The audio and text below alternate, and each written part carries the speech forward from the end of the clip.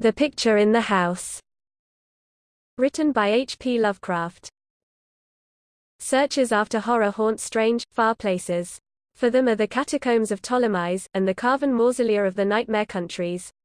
They climb to the moonlit towers of ruined Rhine castles, and falter down black cobwebbed steps beneath the scattered stones of forgotten cities in Asia.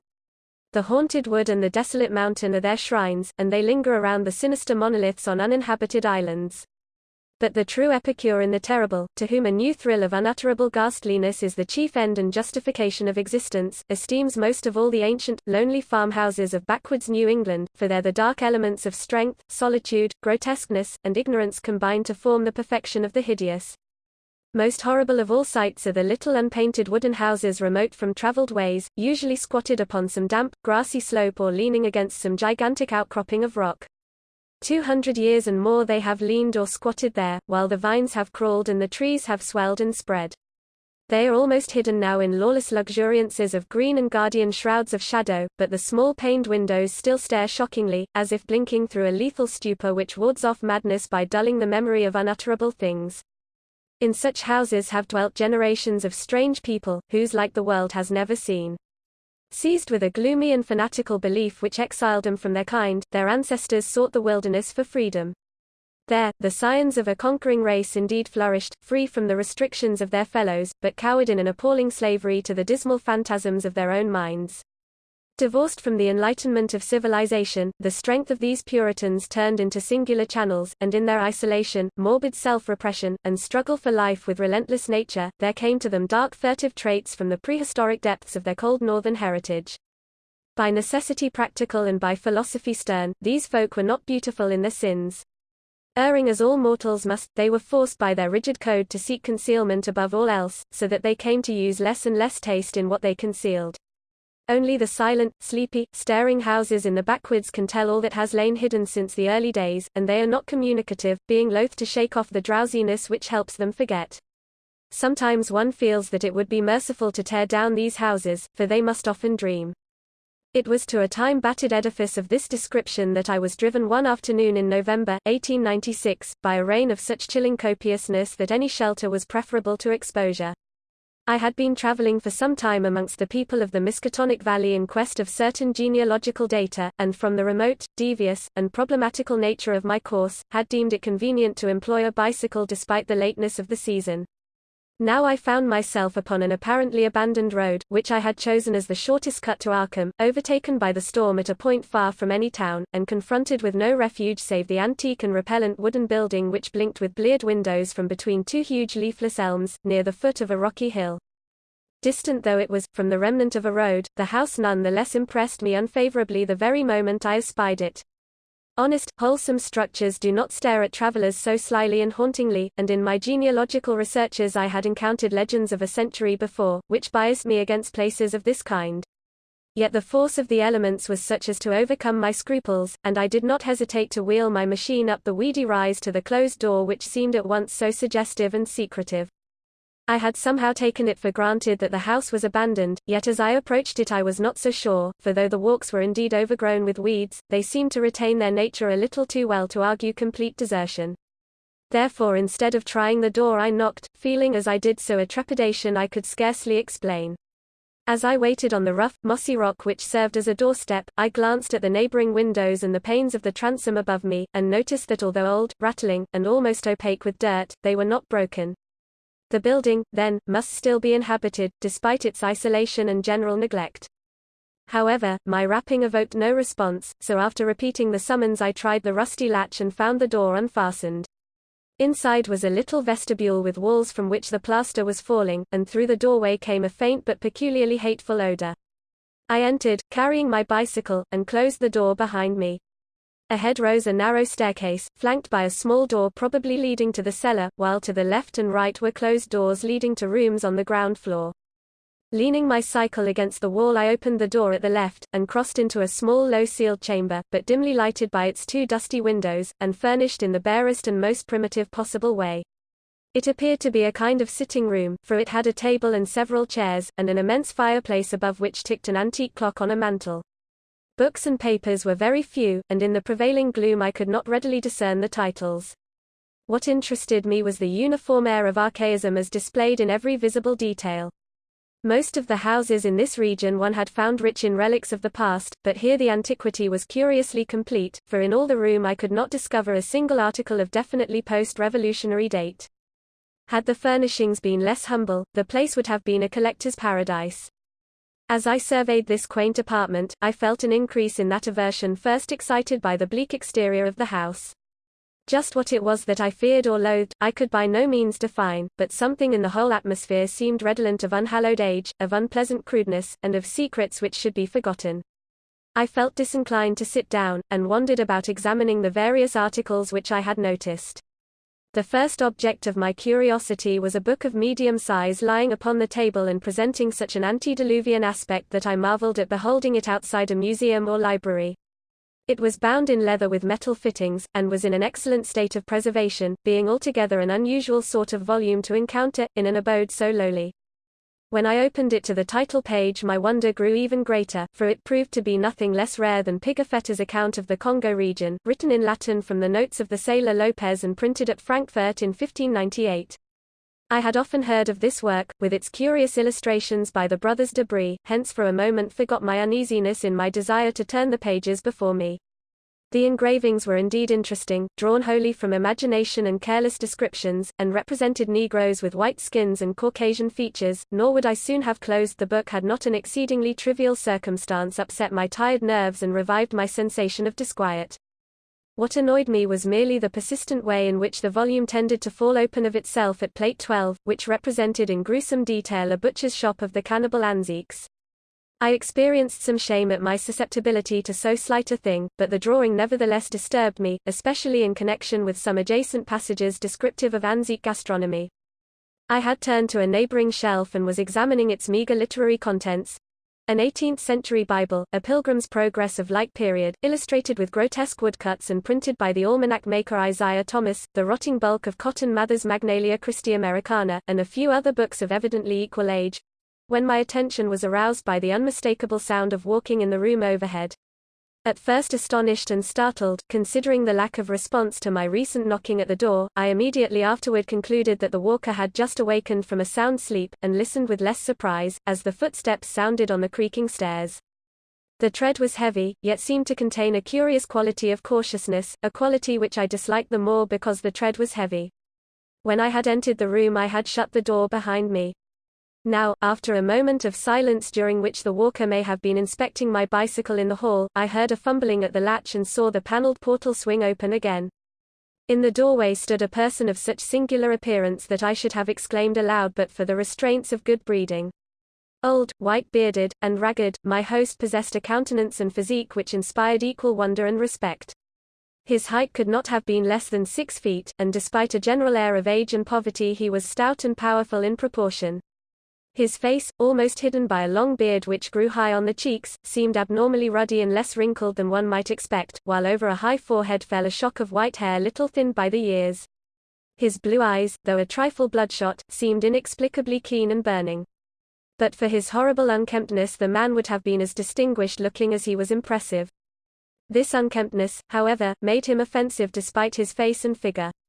Of what his clothing consisted I could hardly tell, for it seemed to me no more than a mass of tatters surmounting a pair of high, heavy boots, and his lack of cleanliness surpassed description. The appearance of this man, and the instinctive fear he inspired, prepared me for something like enmity, so that I almost shuddered through surprise and a sense of uncanny incongruity when he motioned me to a chair and addressed me in a thin, weak voice full of fawning respect and ingratiating hospitality. His speech was very curious, an extreme form of Yankee dialect I had thought long extinct, and I studied it closely as he sat down opposite me for conversation. "Catched in the rain, be ye?" he greeted. "Glad ye was nigh the house and had the sense to come right in. I calclate I was asleep, else I'd a heard ye. I ain't as young as I uster be, and I need a powerful sight naps nowadays.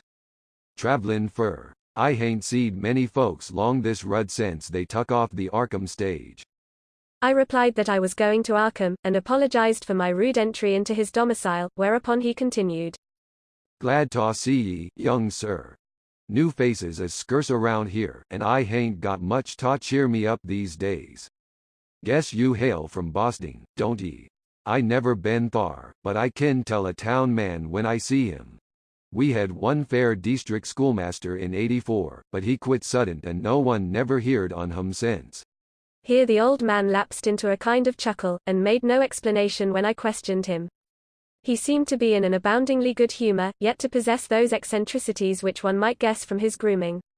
For some time he rambled on with an almost feverish geniality, when it struck me to ask him how he came by so rare a book as Pigafetta's Regnum Congo. The effect of this volume had not left me, and I felt a certain hesitancy in speaking of it, but curiosity overmastered all the vague fears which had steadily accumulated since my first glimpse of the house. To my relief, the question did not seem an awkward one, for the old man answered freely and volubly. Oh, that Afriky book? Captain Ebenezer Holt traded me that in '68. Him as was kilt in the war. Something about the name of Ebenezer Holt caused me to look up sharply. I had encountered it in my genealogical work, but not in any record since the Revolution. I wondered if my host could help me in the task at which I was laboring, and resolved to ask him about it later on. He continued. Ebenezer was on a Salem merchantman for years, and picked up a sight o' queer stuff in every port. He got this in London, I guess. He useter like tear buy things at the shops. I was up to his house once, on the hill, tradin' hosses, when I see this book. I relished the pictures, so he give it in on a swap. 'Tis a queer book. Here, leave me get on my spectacles. The old man fumbled among his rags, producing a pair of dirty and amazingly antique glasses with small octagonal lenses and steel bows. Donning these, he reached for the volume on the table and turned the pages lovingly. Ebenezer could read a leetle o' this. 'Tis Latin. But I can't. I had 2 or 3 schoolmasters read me a bit, and Parson Clark, him they say got drowned in the pond. Can you make anything out'n it? I told him that I could, and translated for his benefit a paragraph near the beginning. If I erred, he was not scholar enough to correct me, for he seemed childishly pleased at my English version. His proximity was becoming rather obnoxious, yet I saw no way to escape without offending him. I was amused at the childish fondness of this ignorant old man for the pictures in a book he could not read, and wondered how much better he could read the few books in English which adorned the room. This revelation of simplicity removed much of the ill-defined apprehension I had felt, and I smiled as my host rambled on. Queer how pictures kin set a body thinkin'. Take this on here near the front.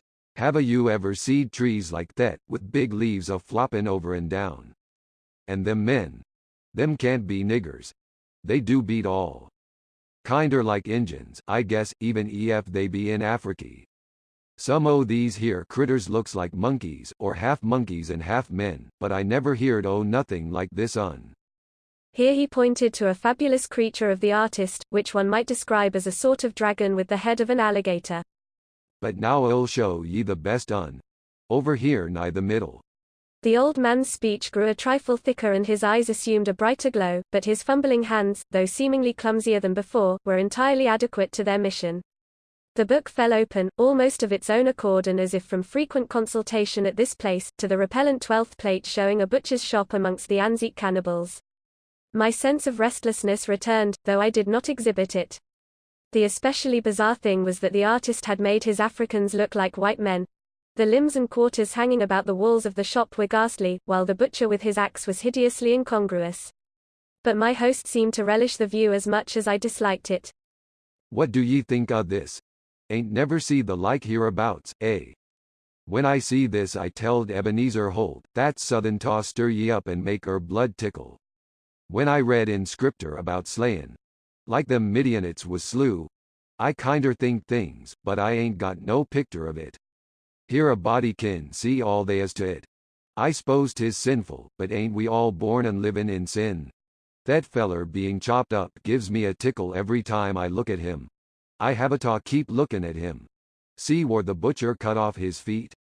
Thar's his head on that bench, with one arm side of it, and t'other arms on the ground side of the meat block. As the man mumbled on in his shocking ecstasy, the expression on his hairy, spectacled face became indescribable, but his voice sank rather than mounted. My own sensations can scarcely be recorded.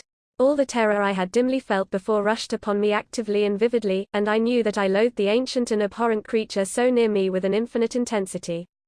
His madness, or at least his partial perversion, seemed beyond dispute. He was almost whispering now, with a huskiness more terrible than a scream, and I trembled as I listened. As I says, 'tis queer how pictures sets ye thinkin'. Do ye know, young sir, I'm right sot on this un here. Arter I got the book off Ebenezer I uster look at it a lot, especial when I had heard Parson Clark rant o' Sundays in his big wig. Once I tried suthin' funny. Here, young sir, don't get skeert. All I done was tear look at the picture afore I kilt the sheep for market. Killin' sheep was kinder more fun arter lookin' at it. The tone of the old man now sank very low, sometimes becoming so faint that his words were hardly audible. I listened to the rain, and to the rattling of the bleared, small-paned windows, and marked a rumbling of approaching thunder quite unusual for the season. Once a terrific flash and peal shook the frail house to its foundations, but the whisperer seemed not to notice it. Killin' sheep was kinder more fun. But do ye know, 'twa'n't quite satisfyin'. Queer how a craven gets a holt on ye. As ye love the Almighty, young man, don't tell nobody, but I swear ter God, that picter begun ta make me hungry fair vittles I couldn't raise nor buy. Here, set still, what's ailin' ye? I didn't do nothin', only I wondered how it would be if I did. They say meat makes blood and flesh, and gives ye new life, so I wondered if it wouldn't make a man live longer and longer if 'twas more the same. But the whisperer never continued. The interruption was not produced by my fright, nor by the rapidly increasing storm amidst whose fury I was presently to open my eyes on a smoky solitude of blackened ruins. It was produced by a very simple though somewhat unusual happening. The open book lay flat between us, with the picture staring repulsively upward.